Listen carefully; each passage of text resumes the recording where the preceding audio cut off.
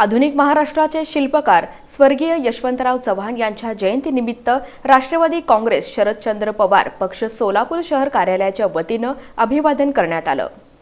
आधुनिक महाराष्ट्राचे शिल्पकार महाराष्ट्राचे पहिले मुख्यमंत्री यशवंतराव चव्हाण यांच्या जयंतीनिमित्त राष्ट्रवादी काँग्रेस शरदचंद्र पवार पक्ष सोलापूर शहर कार्यालयातील प्रतिमेस आणि महापालिकेतील त्यांच्या अर्धाकृती पुतळ्यास राष्ट्रवादी काँग्रेस शरदचंद्र पवार पक्षाचे प्रदेश सरचिटणीस शंकर पाटील यांच्या हस्ते पुष्पहार अर्पण करून अभिवादन करण्यात आलं।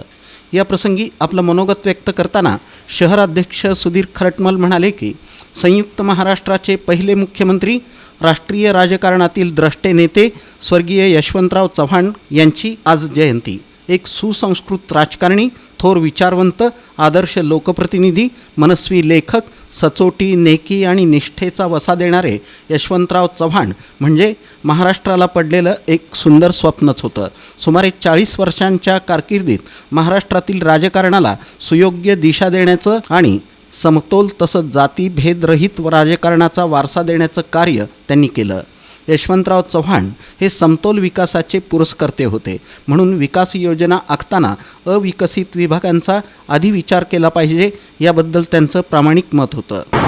आज माननीय माजी मुख्यमंत्री आणि देशाचे गृहमंत्री यशवंतराव चव्हाण यांची जयंती आहे आणि त्यांच्या कार्याबद्दल बोलायचं तर दिल्लीला नेहमी एकच होतं की जेव्हा दिल्लीला गरज भासते तर आमचा वाद दिल्लीत पोहोचतो ते म्हणजे यशवंतराव चव्हाण साहेब आणि नेहमी आम्ही त्या दिल्लीला मदत करत राहिलो आणि ह्या वादामुळे महाराष्ट्रामध्ये आज एक ताकद निर्माण झाली आणि त्यांचं सहकार क्षेत्र निर्माण करण्यामध्ये सिंहाचा वाटा आहे।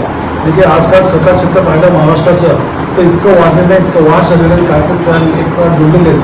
फक्त दुःखद एकच आहे की काही कार्यकर्ते दुसऱ्या पक्षात गेले, त्याला सोडून गेले, त्यांच्या शेवटच्या क्षणी त्यांना कोणी मदत केली नाही, याचं दुःख जास्त मला आहे।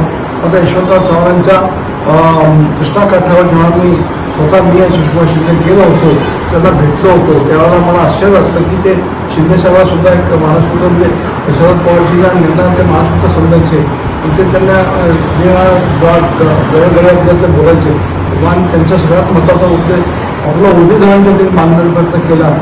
उर्दू धरणाबद्दल त्या माणसाची एक आत्मीयता होती, शक्ती होती आणि त्यांनी तो उद्या पूर्ण करण्यासाठी प्रोजेक्ट त्यावर टाकला। हे खरंच त्यांचं कौतुक आहे आणि अशी माणसं ही जन्मासारखी यावी असं जसं आमच्या आज शरद पवार साहेब आहेत ते सारखं काही ना काही नवीन करतात की आपल्या स्वतःची शेती कशी चांगली होती, प्रत्येकाला शेतात काय मिळतंय हे ते बघत असतात। अशा या मित्रांना आमचा आग्रह।